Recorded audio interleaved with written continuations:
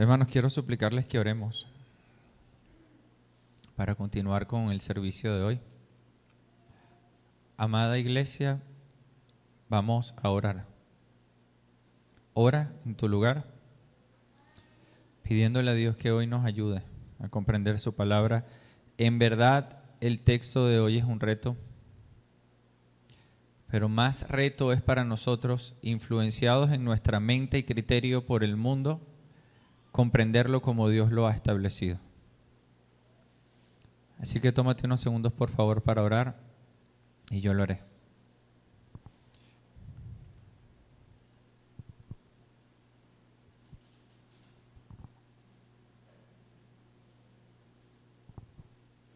Señor, te suplico que me ayudes.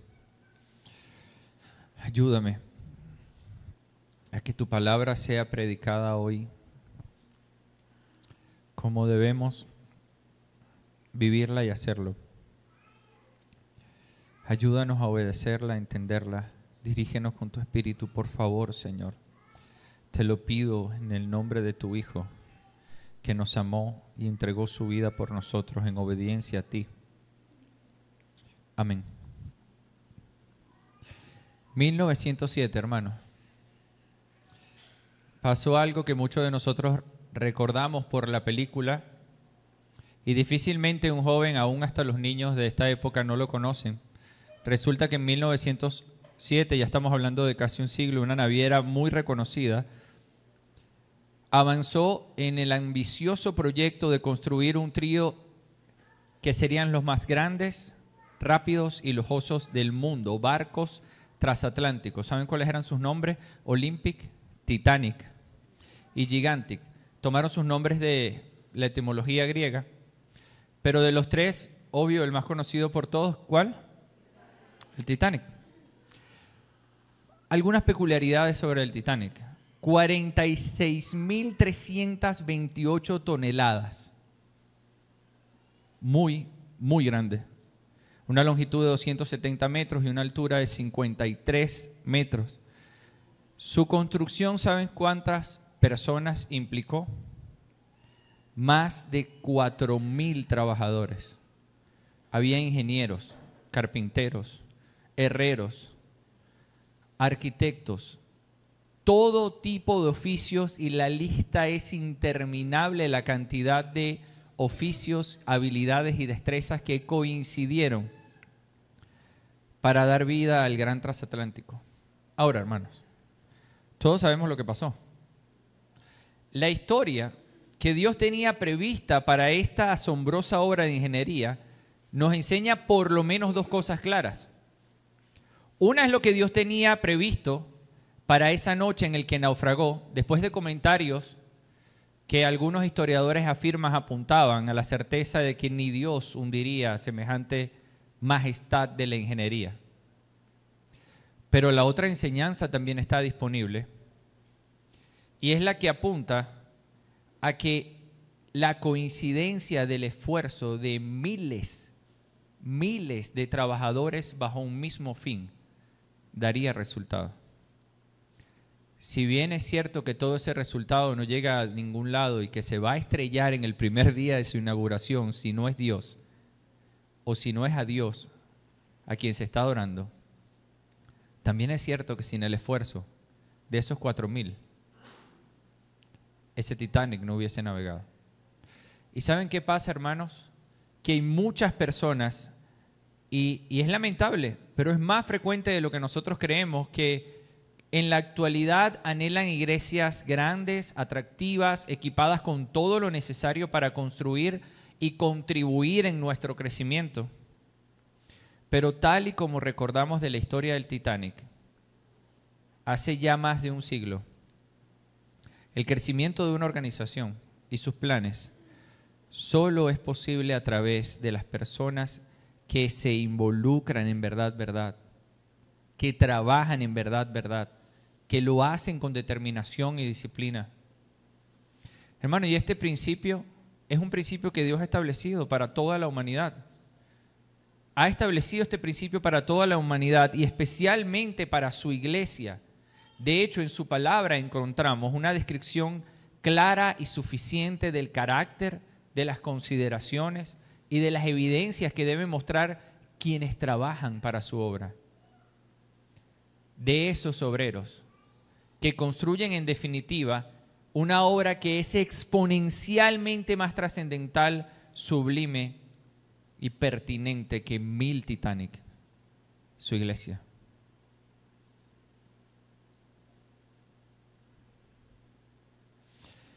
Yo no quiero retar tu corazón a preguntarte dónde estás tú. No todavía. No todavía. A retar dónde estás tú en la construcción de ese Titanic. ¿Dónde estás tú en la construcción de la obra que Dios ha dispuesto? No quiero retarte todavía a pensar en eso.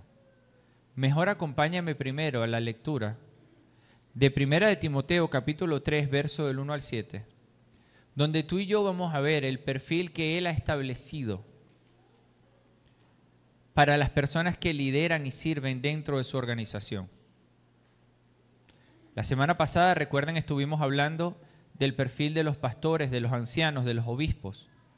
Y ahora, continuado del texto anterior, leamos juntos la palabra del Señor. Versículo 8, los que no tengan una NBLA en la mano pueden leerlo en pantalla conmigo. Leamos, hermanos. De la misma manera, también los diáconos deben ser dignos de una sola palabra, no dados al mucho vino, ni amantes de ganancias deshonestas, sino guardando el misterio de la fe con limpia conciencia. Verso 10.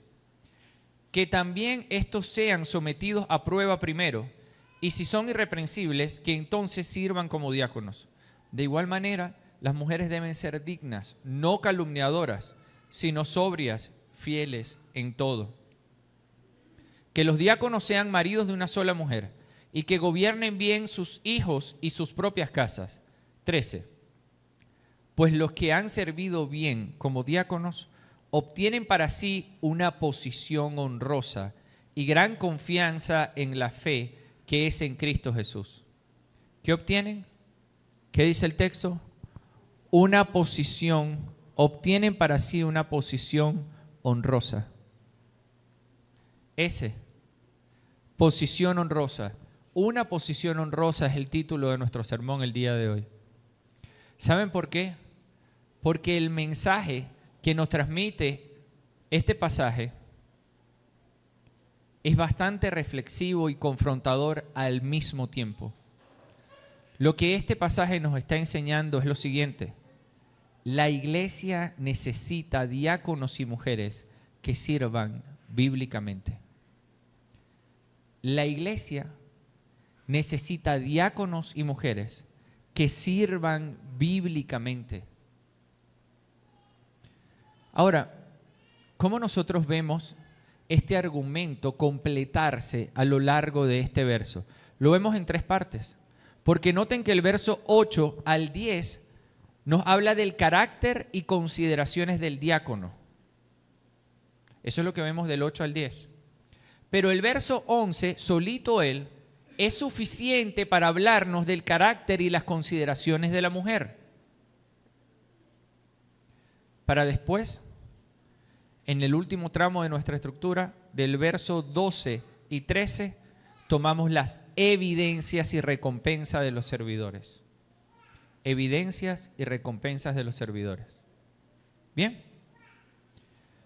Vamos de nuevo al versículo 8 y 10 para ir a nuestra primera idea.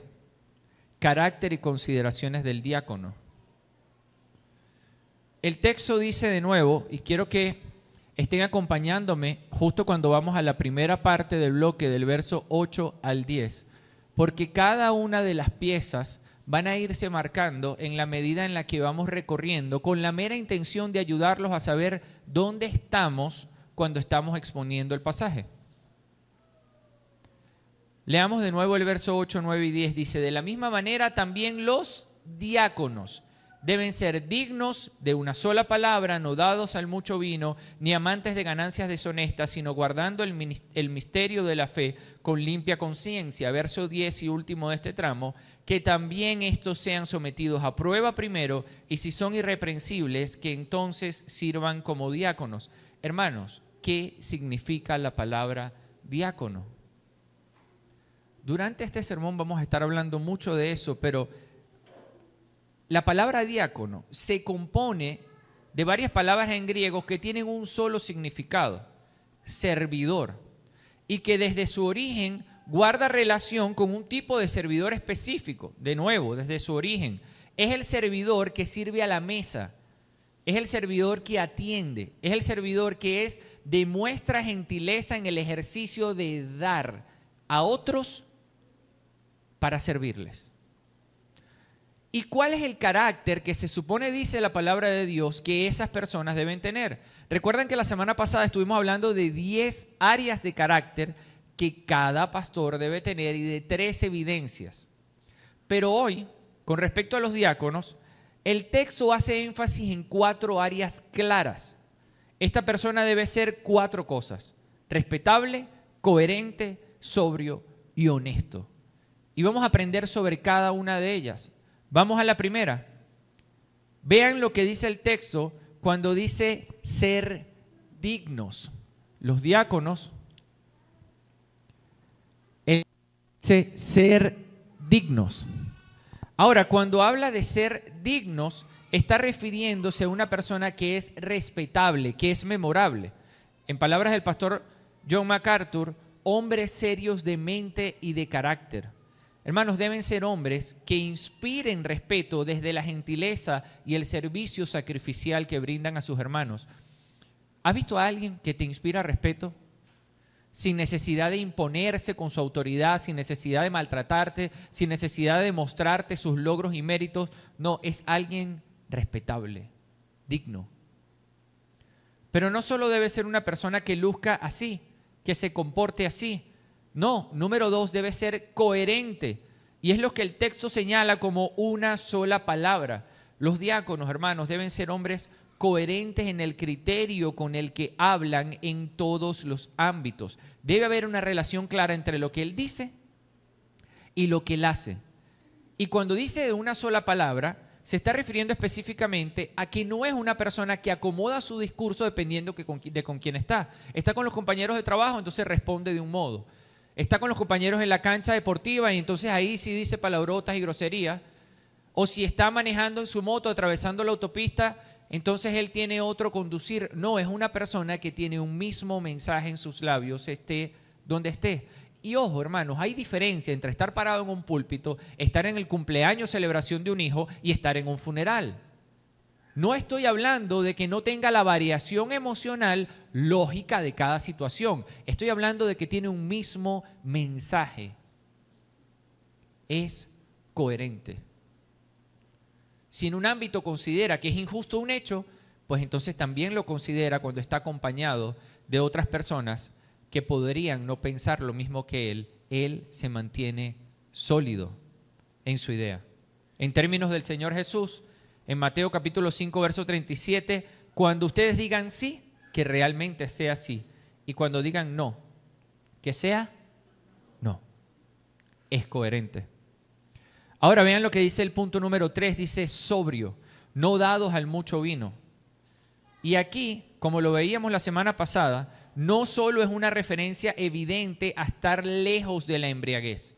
No, hermanos, sino que hay algunas adicciones, vicios que no estaban disponibles cuando el Señor inspiró al apóstol Pablo a escribir esto. Pero hoy es igual. No. Hoy hay muchísimas más opciones. Bueno, se espera de un diácono que también tenga un carácter que es muy distante de cualquier vicio, adicción, corriente, de cualquier cosa que influencie y controle su voluntad.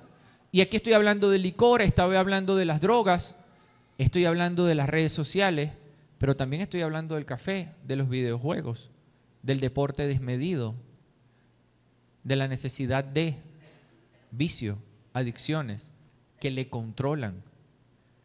es una persona que no es controlada. Y no estoy diciendo que no todos luchemos y vamos a luchar perpetuamente mientras estemos en este mundo. Pero es una persona sobria. Cuando él hace frente a las cosas que parecen estar controlando su vida, tal y como lo dice 1 Corintios capítulo 6, verso 12, todo me es lícito, pero no todo me conviene. Todo me es lícito, pero no permitiré que nada me controle.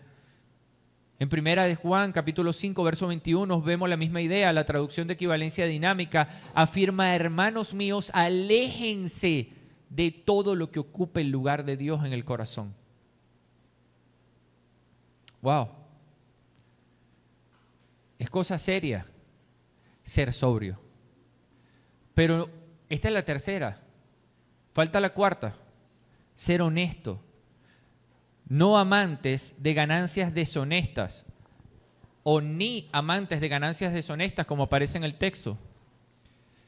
Y hermanos, la necesidad de la honestidad financiera del diácono es muy importante porque guarda relación con el manejo de los recursos en la iglesia. Un erudito de la historia del cristianismo afirmaba que Judas no ha sido el único a lo largo del cristianismo que ha mal empleado los recursos del rey. Y es lamentable esto porque un diácono debe ser una persona honesta e íntegra en el manejo de los recursos financieros. Y ojo, que esto también es una expresión que está aquí en respuesta al contexto literario que está en el capítulo 6, verso del 3 al 7, donde el apóstol Pablo nos está dando una advertencia seria sobre las personas que estaban practicando la fe, promoviendo la fe, viviendo la fe con un objetivo en su mente: hacer plata, hacer dinero. Y en el capítulo 6 el apóstol hace una enseñanza relevante con respecto al amor al dinero. Ahora, en modo semejante al que el apóstol emplea cuando habla de los requisitos del pastor, también tiene características y consideraciones, hermanos. Tiene unas cuantas consideraciones con respecto al diácono. Y son las que nosotros estamos viendo después de las 4 áreas de carácter que demanda de él. ¿Cuáles son? Es guardar la fe. La primera, vean que el texto dice guardando el misterio de la fe.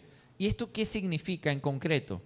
Significa que debe dominar y estar capacitado para compartir sin dificultad los fundamentos de la fe cristiana con solidez bíblica y claridad teológica. No es una persona que tú le preguntas con respecto al evangelio y dónde está plasmado en la palabra de Dios y empieza mamá. No, él tiene claridad de dónde se ubican los textos, los entiende porque los cree.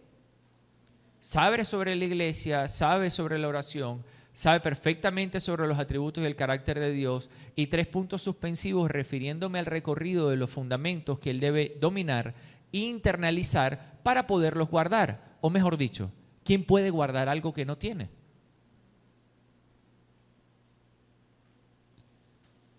Se espera de él que pueda guardar su fe, pero no solo dice que la guarde, dice cómo debe guardarla.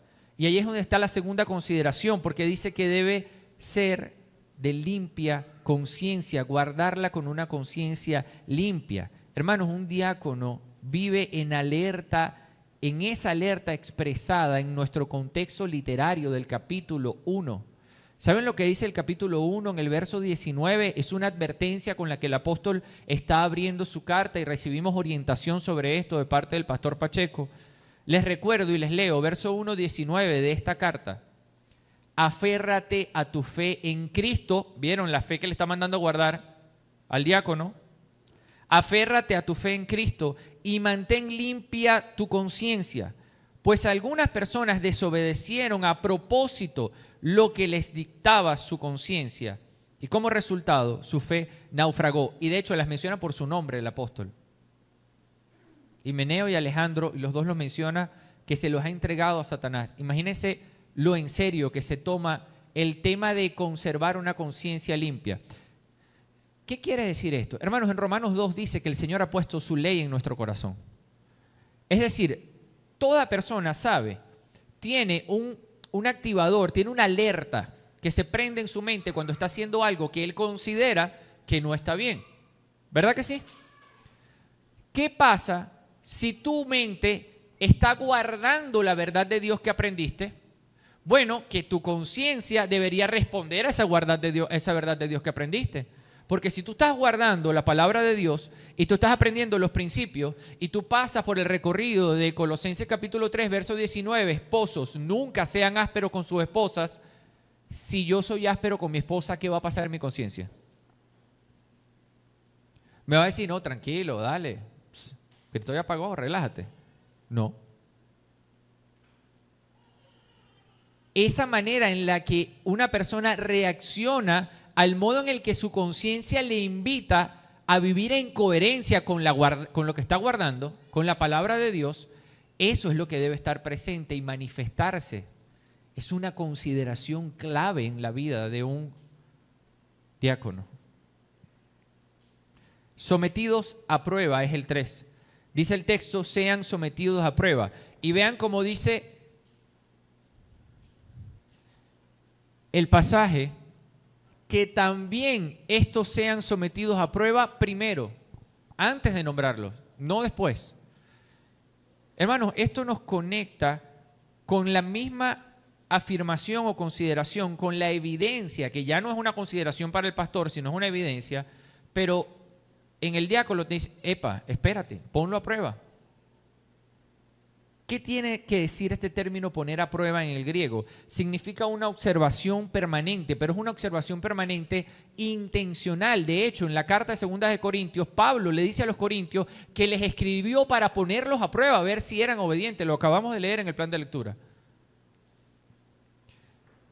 Hermanos, hay convicciones que no se ven en las primeras líneas de tu fe, que no se ven en las olas emocionales de venir de actividades en las que has recibido una especial inducción o motivación. Se ven en el tiempo. Deben ser puestos a prueba. Y número 4, deben ser irreprensibles. ¿A qué se refiere este irreprensible? Que llama intachable en algunas traducciones para el pastor. Bueno, una manera muy práctica y funcional de verla, dado que ya sabemos que es alguien de quien no se puede presentar evidencias de una acusación cierta, es que ser irreprensible es el cumplimiento de las 3 anteriores. Es decir, hermano, esto es el resultado, en una sola frase, de hombres que con una doctrina bíblica clara, la que están guardando, viven sus convicciones con una conciencia limpia, a pesar de estar siendo probados en las dificultades que viven. Eso es un hombre irreprensible. Y ese es el tipo de hombre que Dios exige que sirva en su iglesia. Eso es un diácono. Ahora, hermanos, la aplicación de esta enseñanza a nuestras vidas, ¿cómo se queda? Ok, ya lo entendimos, pastor. ¿Cómo aplico esto a mi vida? Yo me siento demasiado distante de eso. Tú y yo podemos estar sentados aquí y decir, wow, entonces será para gente que no es de este mundo. No necesariamente, hermanos. Y qué bueno que el contexto literario en el capítulo 1 nos informa muchísimo.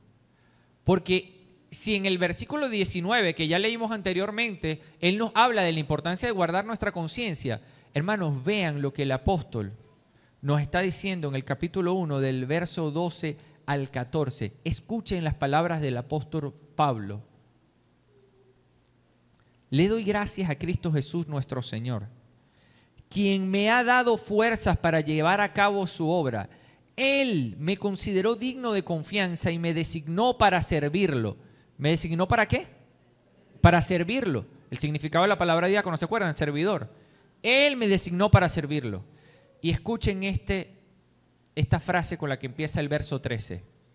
A pesar de que yo antes blasfemaba el nombre de Cristo, en mi insolencia yo perseguía a su pueblo, pero Dios tuvo misericordia de mí porque lo hacía por ignorancia y porque era un incrédulo. Noten las dos características que le está dando. Lo hacía por ignorancia y porque era un incrédulo.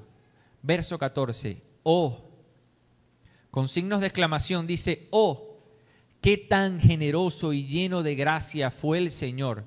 Me llenó de la fe y del amor que provienen de Cristo Jesús. Hermano, el apóstol está diciendo, si yo fui restaurado, nosotros ahora podemos ver en lo que el Espíritu de Dios le inspiró para escribir en este texto, que el mismo Dios que transformó al apóstol Pablo puede transformarte a ti. La cita, 1 Timoteo capítulo 1, versos 12 y 14. Estamos hablando del contexto literario, esta es la misma carta. Ahora, hermano, si el Dios que transformó a Pablo puede transformarte a ti para convertirte en este hombre que sirve a su iglesia, no es suficiente el deseo de querer servirle. Es necesario el perfil. Si Dios puede transformar, la pregunta aquí es, Él está diciendo que Él hacía lo que hizo, que blasfemaba, que perseguía a la iglesia por ignorancia y por incredulidad. Ignorancia. ¿Ignorancia de qué? Quiero preguntarte, ¿tú conoces la verdad? ¿O aún eres ignorante de ella? ¿Qué es la verdad?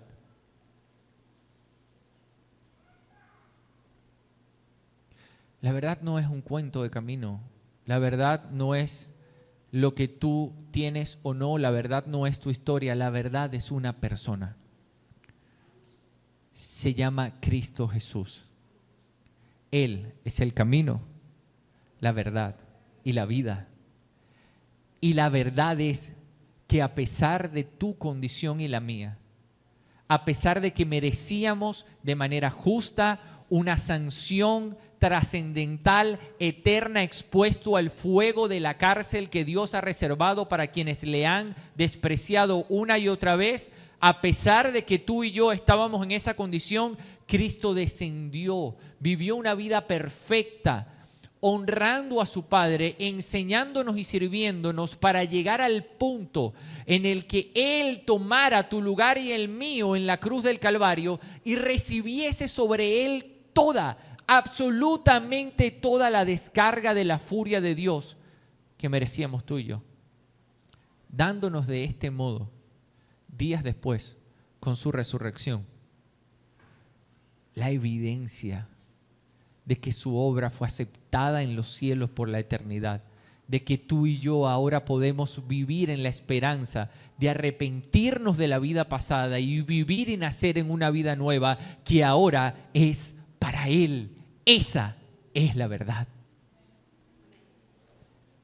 ¿La ignoras aún? O supongamos que es el siguiente. No, pastor, yo no la ignoro, yo lo sé, es que yo vengo para acá, yo la escucho continuamente. Entonces quizás lo que toca preguntarte es el segundo. Porque Él dijo que blasfemaba por ignorancia. ¿Y por qué más? Por incredulidad. ¿Conoces la verdad? Si ese fuera el caso, ¿pero lo crees? ¿Lo crees? Si tú lo conoces y lo crees, entonces Dios puede transformarte para que tengas el perfil de un hombre que sirve a su iglesia como diácono. Dios puede transformarte para usarte en este mundo para su gloria.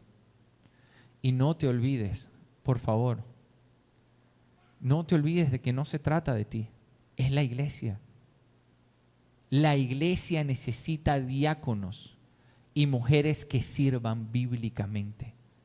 La iglesia necesita diáconos y mujeres que sirvan bíblicamente.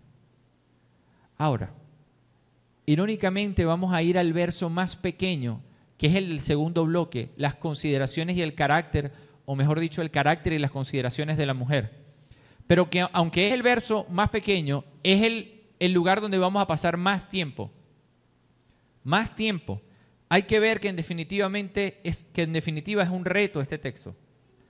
Leamos de nuevo el verso 11 y comencemos con el carácter y las consideraciones de la mujer.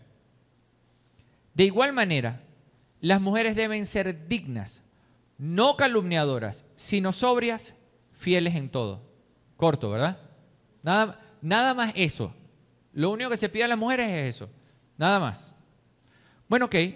Aquí vemos 4 asuntos que resolver con respecto al carácter y unas cuantas consideraciones.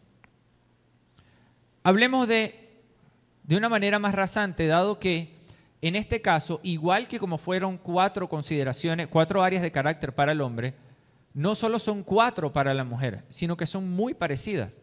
Ahora, tienen un contraste en la aplicación. Vean, en la primera dice deben ser dignas. ¿Dónde vieron eso antes? Arriba. Dignas, respetables. Deben ser mujeres que inspiren respeto desde la gentileza al servir sacrificialmente a sus hermanos. Mujeres respetables. Bien, pero en la segunda, mientras que a los diáconos les está diciendo que deben ser personas de una sola palabra, miren lo que le está diciendo a las mujeres. No calumniadoras. No fui yo, mujeres. Es el apóstol Pablo que escribió esto. No calumniadoras. Eso es lo que está diciendo. Hermanos, las mujeres que sirven al Señor no deben ser chismosas ni maliciosas en su hablar. Y el texto utiliza una expresión griega que es muy delicada. De nuevo, es lo que significa el texto, no es lo que está opinando el pastor Julián. Pero puede verse, la expresión puede verse del modo en el que el diablo utiliza el verbo para acusar, como un acusador. ¿Saben cómo se traduce la expresión de no calumniadoras? No diablas. Es la expresión que utiliza. Y es delicado considerar esto. Es muy delicado considerar esto porque cuando una mujer es simple en su verbo, cuando no habla con prudencia, ella puede, hermanos, destruir el testimonio de su esposo, de su hijo, de su compañero, de otro hermano de la iglesia. Cuando ella es simple en la manera en la que expresa lo que piensa, puede hacer muchísimo daño. Una evidencia clara en el carácter de una mujer que sirve al Señor es que es cautelosa. Ella prefiere tratar de aguantarse antes de hacer daño. Ella prefiere no desbordarse con tal de ser prudente. Es admirable cuando Dios construye eso en el corazón de una mujer. A veces no se llega ahí tan fácil, ¿saben? Hay mucho dolor, carácter, procesos, vivencias para que una mujer llegue a aprender a ser prudente en su hablar. Pero es lo que el apóstol está demandando. El 3 dice sobria y tiene la misma aplicación que para el varón en el texto. Dice, no se refiere solamente a la evidencia de estar lejos de la embriaguez. No puede ser una mujer dominada por el vicio, por las adicciones. No puede ser una mujer que está aferrada a alguien que sigue en las redes y que admira, sea hombre o sea mujer, desmedidamente. No. Lo último, con respecto a ella, dice debe ser fiel en todo. ¿Recuerdan que le hablaba al hombre de ser honesto en el manejo de los recursos, no de ganancias deshonestas?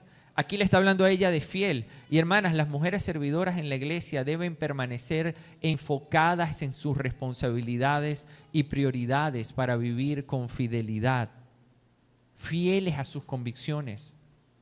Sí, a pesar de lo básico que pueden percibirse en ocasiones el criterio de los hombres, es más fácil para ellos seguir una sola línea y estar sentado delante de ese camión y manejar por horas en una sola dirección.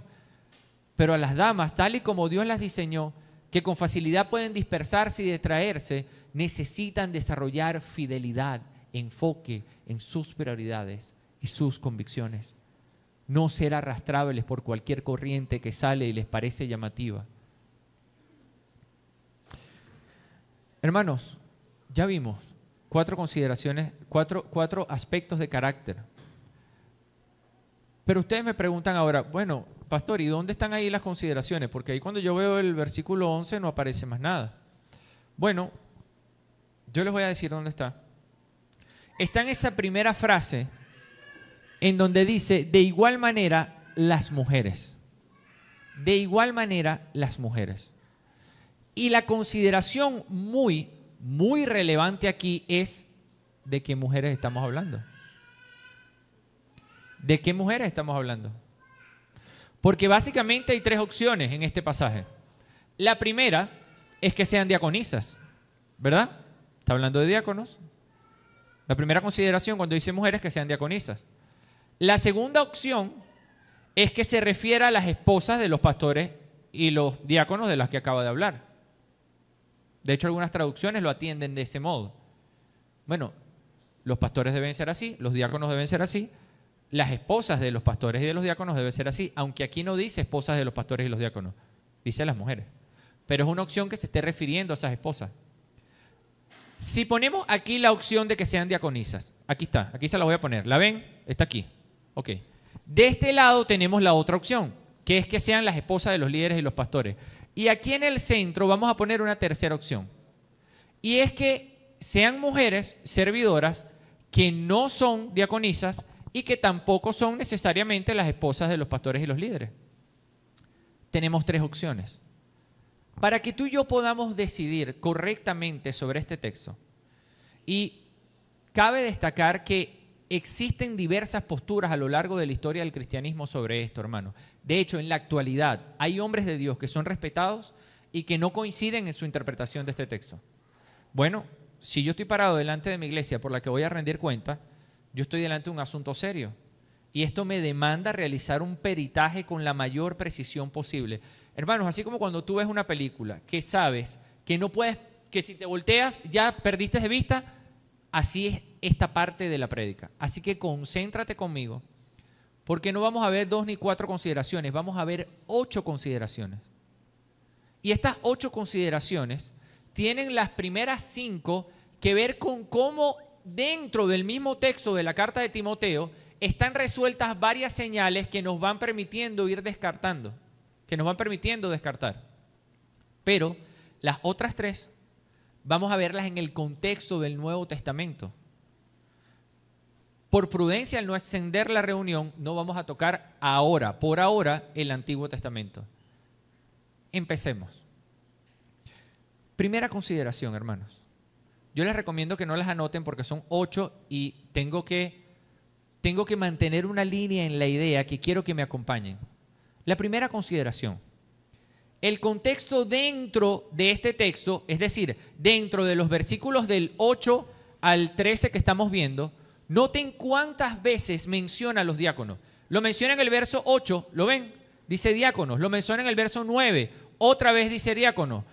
Lo menciona en el verso 12, tercera vez que dice diáconos, y en el verso 13 vuelve a decir diáconos. Ok. Hermanos, cuando habla de las mujeres, en el verso 11, ¿cómo las llama? Mujeres. Si el apóstol quisiera, las pudo llamar directamente por el rol que empleó para los hombres. Y ojo, aunque la palabra en griego no tiene femenino, o sea, la palabra diácono, cuando tú la ves en el griego, es como la palabra, antes cuando nosotros la usábamos médico, tú no decías médica. El médico no tiene femenino. Entonces tú dices, bueno, la llamas la doctora o le dices el médico, y si estás hablando de una dama que tiene el oficio de doctora, tú dices la médico. O sea, para el apóstol, si ese hubiese sido el deseo que Dios inspiró en él al escribir, hubiese resuelto simplemente escribiendo un artículo antes de la palabra diácono, la diácono. Pero no lo hizo.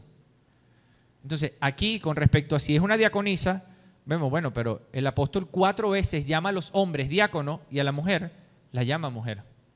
¿Se acuerdan que aquí está la opción de ser diaconisa? Aquí están las esposas de los pastores, aquí está una mujer servidora. No es ni una ni la otra. ¿Ok? Segunda consideración. El contexto anterior menciona el término obispo. El contexto anterior, en el capítulo 3, verso 1, yo lo presenté la semana pasada, dice, palabra fiel es esta, si alguien aspira al cargo de obispo, buena obra desea hacer. Sin embargo, en la práctica de la iglesia se ha abrazado el nombre descrito por el Antiguo Testamento más por la función que por el término obispo. De hecho, en la mayoría de las congregaciones, ¿cómo ustedes conocen al obispo? Pastor, ¿sí? En este sentido, sería apropiado considerar cuál es el espíritu del rol del diácono, que lo sabemos porque lo definimos al principio del sermón. ¿Qué significa la palabra diácono? Servidor. Okay, hay una consideración ahí con respecto, bueno, podemos insistir en el uso de la palabra obispo cuando se ha usado como pastor, podemos insistir en el término diácono. Consideración. La tercera consideración. El apóstol está preparando a la iglesia, y ojo con esto, el apóstol está preparando a la iglesia contra ataques de falsos maestros y falsos creyentes. Esto es muy evidente a lo largo de la carta. Fíjense, en el capítulo 1, versos 3 y 4, está hablando de las personas que estaban enseñando cosas distorsionadas de la palabra de Dios. insistiendo en unas profundidades innecesarias que en nada ayudaban a la iglesia. Pero vuelve a hacer mención de eso en el versículo 6 y 7 más adelante. Y no solo eso, sino que ya en el capítulo 4, noten que estas dos citas vienen del contexto exterior de nuestro pasaje, que es el capítulo 3, pero después vuelve a hablar. Y en el capítulo 4, versos del 1 al 3, está hablando de que el Espíritu muestra personas que van a apostatar. Y imagínense el peso que le da. Imagínense el peso que le da, que dice que van a traer enseñanzas de demonios. ¿Les parece que es un asunto serio? Preparar a la iglesia para personas que van a venir a traer enseñanzas de demonios. Como si no fuese suficiente, en el capítulo 6, que ya lo había mencionado cuando hablaba del área de carácter del diácono, habla en el capítulo 6, versos del 3 al 7, de estos hombres que estaban sirviendo, teniendo un corazón que tendía a querer dinero. Entonces, hay 4 menciones que levantan una alerta. Y es precisamente algo, este asunto del dinero, que exige a los pastores y a los diáconos, a los pastores no amar el dinero, a los diáconos no tener ganancias deshonestas. Pero hermanos, en el verso 11 no le dice nada a las mujeres sobre este tema del dinero. Este panorama, hermanos, proyecta que los hombres, pastores y diáconos debían proteger a la iglesia y hacerle frente a estos engañadores. Nada parece indicar que fuese sabio exponer a las mujeres de la iglesia directamente a ese impacto. Además, miren lo que dice la siguiente consideración. ¿Vieron que estaba preparando a la iglesia para, sería sabio poner a las mujeres contra estos tipos que venían con enseñanzas de demonios? Enviar a nuestras damas a exponerlos a ellos, darle responsabilidad de diaconisa y exponerlos a esos hombres. ¿Sería algo sabio? ¿Les suena sabio eso? Pero miren lo que dice el contexto anterior en el capítulo 2, verso 12, y esta es la cuarta consideración. El contexto exterior nos muestra que Pablo está diciendo: yo no les permito a las mujeres que les enseñen a los hombres, ni que tengan autoridad sobre ellas, sino que escuchen en silencio, que escuchen tranquilas, es como lo refiere otra versión. Hermanos, es incongruente, en definitiva, con respecto a este tema de las diaconisas. Si eso fuese a lo que se refiere el apóstol, es incongruente afirmar que las mujeres no pueden enseñar a los hombres y que el texto inherente a los diáconos está colocando a las mujeres en una posición de diaconisa, en la que no pueden corregir a los hombres, no pueden ejercer autoridad. ¿Cómo entonces protegen a la iglesia si no pueden ejercer autoridad sobre ella? Quizás entonces no es una diaconisa a lo que el apóstol se está refiriendo.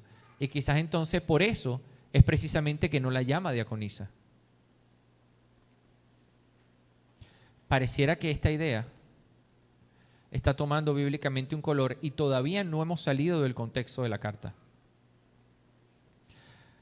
Ahora, hermanos, en el otro lado, con respecto a que sean esposas, bueno, si ya sabemos que no son diaconisas y este asunto no lo hemos terminado de atender, solo estamos dentro de la carta, bueno, entonces son, listo por descarte, son esposas de los pastores y de los diáconos.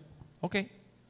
En el contexto posterior, y por eso es que la palabra de Dios debe ser interpretada en su contexto, nosotros vemos, frente a la idea de que las diaconisas podían ser esposas de los líderes, el siguiente versículo, capítulo 5 de esta carta primera de Timoteo, versos del 9 al 10, escuchen lo que dice: de la viuda, que la viuda sea puesta en la lista solo si es menor a los de 70 años, habiendo sido la esposa, solo si no es menor de 70 años, habiendo sido esposa de un solo marido. Miren las evidencias que da en el verso 10. Que tenga testimonio de buenas obras, si ha criado hijos, si ha mostrado hospitalidad a extraños, si ha lavado los pies de los santos, si ha ayudado a los afligidos y si se ha consagrado a toda buena obra. ¿No ven la semejanza que existe entre las acciones que reflejan las 4 convicciones de una mujer que él está describiendo? Sí, hermano, estas mujeres que sirvieron al Señor son viudas. Si son viudas no pueden ser la esposa del pastor, ni la esposa de los diáconos. Y si fuesen viudas de los diáconos y los pastores, lo diría. No, la iglesia puede apoyar nada más a las mujeres que fueron esposas de diáconos y servidores, pero ese no es el caso. Sexta consideración. Y aquí entramos en las primeras tres consideraciones cuando abrimos el compás y vemos el Nuevo Testamento. Hermanos, el origen del oficio de diácono, ¿dónde empezó? En varios momentos, cuando le hablaron al Señor Jesús de temas álgidos, Él fue al origen de la creación. Cuando le hablaron a Pablo de temas delicados, Él se fue al origen.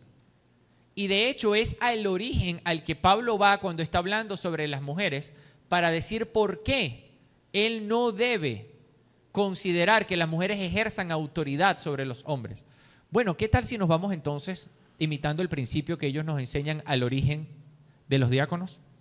Hechos capítulo 6, verso del 1 al 4 lo recorren, pero yo voy a leerles solo el 4. Vean lo que dice: escojan de entre ustedes 7 hombres de buena reputación.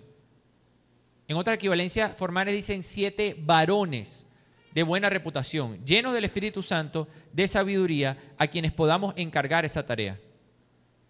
¿De qué está hablando, hermanos? De hombres.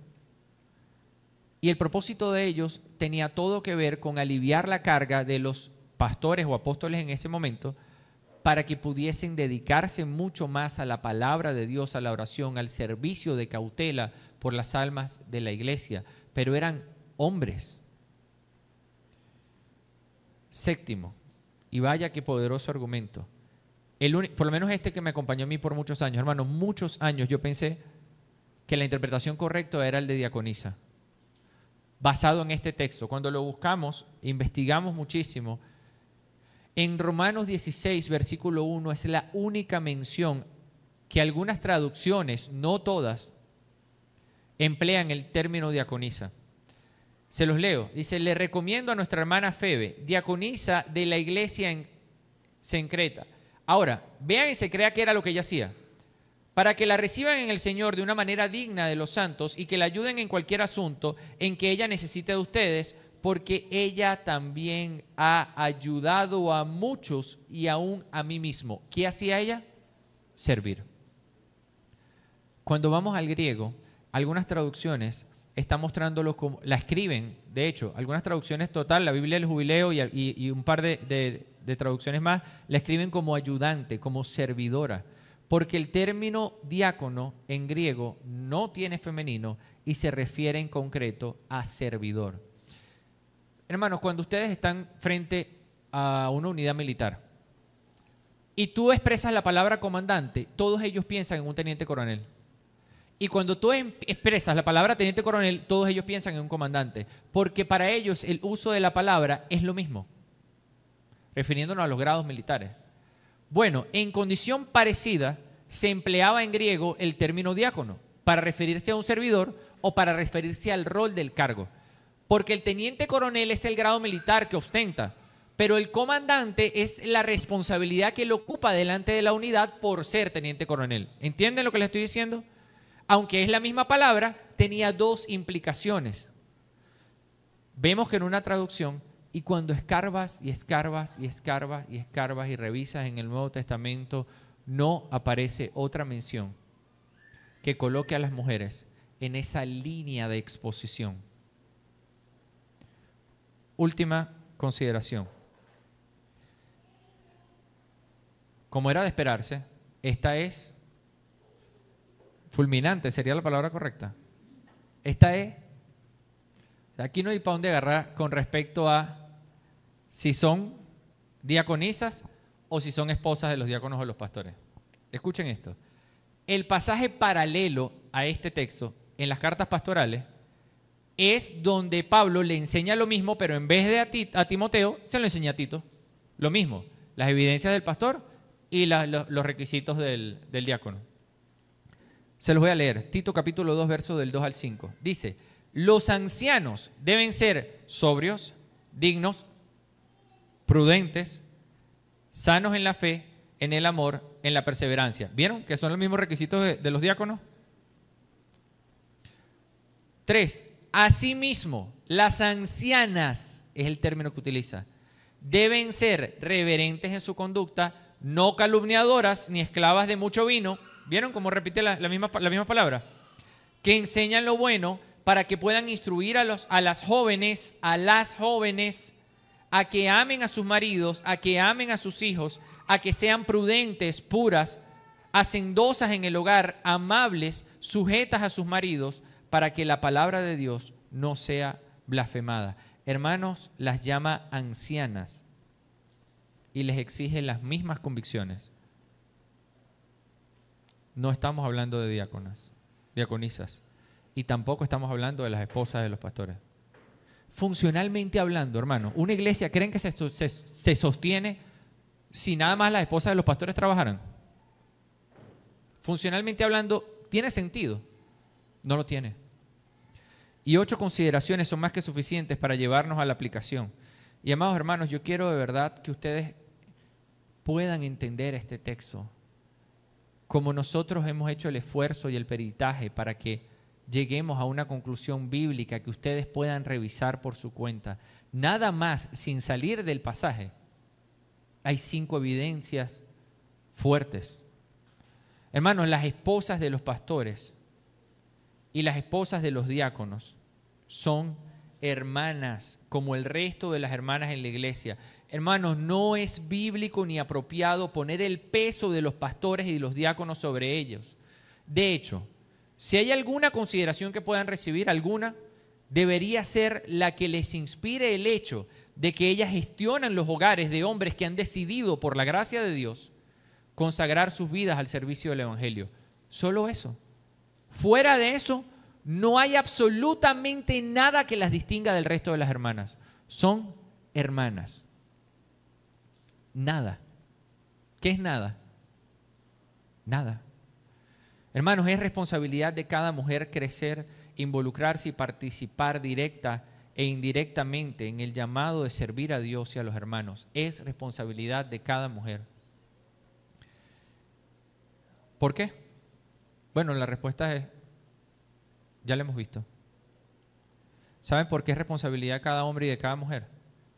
Porque la iglesia necesita diáconos y mujeres que sirvan bíblicamente, no que sirvan como les dé la gana, como ellos crean que es conveniente, no, que sirvan como Dios lo ha establecido. ¿Crees que el Titanic hubiese llegado a construirse si cada quien hubiese trabajado como a él mejor le parecía? No. Este barco tiene un jefe, tiene una cabeza, se llama Jesucristo de Nazaret, el Hijo de Dios, y ha dejado bien claro por escrito quiénes deben servirle y cómo deben hacerlo. ¿Será por eso que podemos tú y yo cerrar este texto viendo las evidencias y la recompensa? Miren lo que dice el versículo 12. Miren lo que dice el versículo 12. Que los diáconos sean maridos de una sola mujer y que gobiernen bien a sus hijos y sus propias casas, pues los que han servido bien como diáconos, nada más en este texto lo menciona 2 veces, obtienen para sí una posición honrosa y gran confianza en la fe que es en Cristo. Hermanos, ¿cuáles son las evidencias que estaba demandando de él? Su familia. ¿Y sabes qué? Hermanos, es necesario que el apóstol apunte a la familia del diácono, porque un hombre puede verse espectacular, confiable. Nosotros nos podemos sentir tentados a amarlo, quererlo, es un hombre disponible para todo, y tú puedes ver panorámicamente que todo está de punta en blanco, impecable. Pero su familia habla mucho más de su fe, sus convicciones y de quién es él, que todo lo que él pueda aparentar. Si él no es capaz de vivir el evangelio por su familia, cuidado. Cuidado con el evangelio que él cree.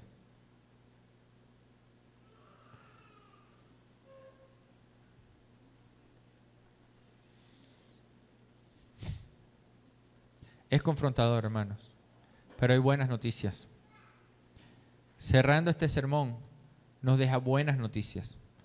Lo hace el apóstol cuando habla de ellos y yo estoy obligado a exponer sus buenas noticias.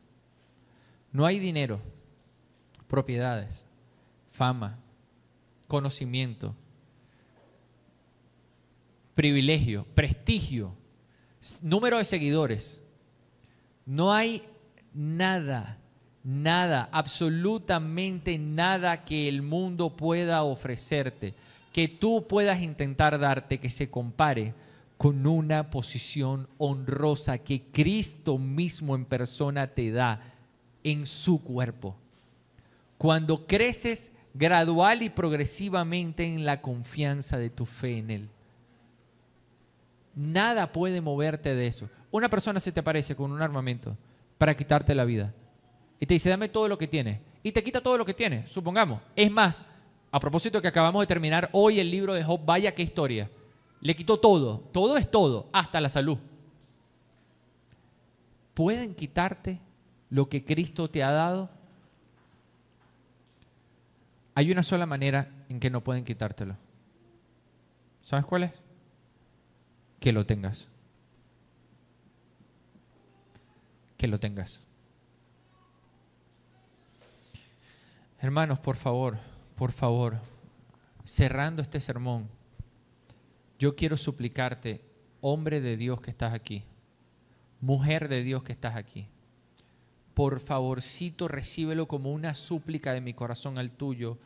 No esperes ser transformado para consagrarte y determinarte a servir al Señor. No funciona así. No es como funciona. Es que yo, pastor, si usted me conociera, yo no puedo servir. Yo no puedo buscar consagrarme. No, es que yo...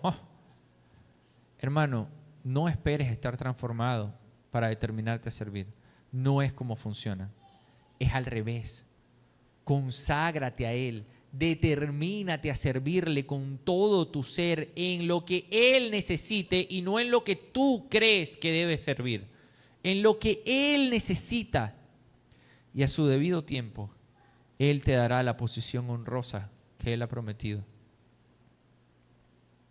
Mientras tanto, vas a ir siendo transformado. Por favor, hermanos, tengan presente que no se trata de ti, se trata de la iglesia. ¿Por qué? Porque la iglesia necesita hombres y mujeres que sirvan bíblicamente. Ponte de pie, vamos a orar.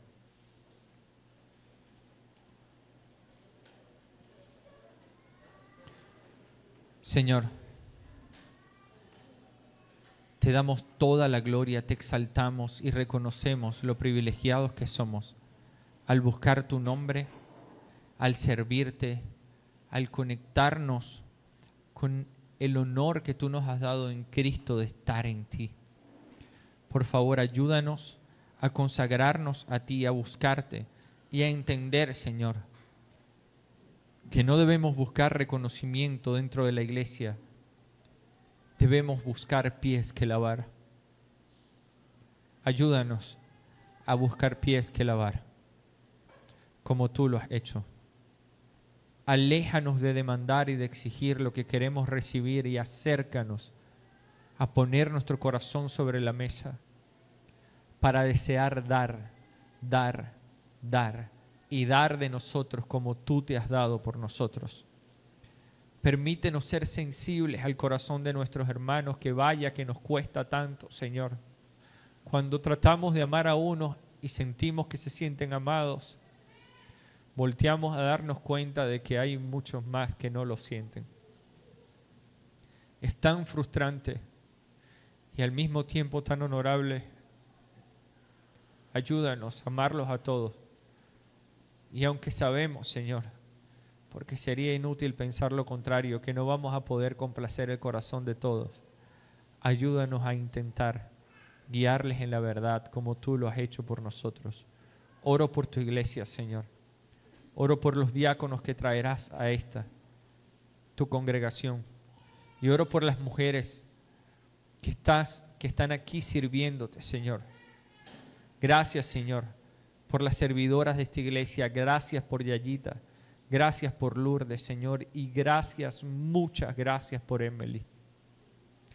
Gracias por Emily, Señor. Padre, Yo bendigo el privilegio que tú nos has dado y te doy toda la gloria y te exalto por tu amor manifiesto en Cristo a favor de la iglesia cristiana, La Roca Caracas. Gracias también por todos los hombres y las mujeres que han servido y que nos han traído hasta aquí. Algunos ya no están en este mundo y algunos ya no están entre nosotros, pero siguen siendo dignos de nuestra gratitud y reconocimiento.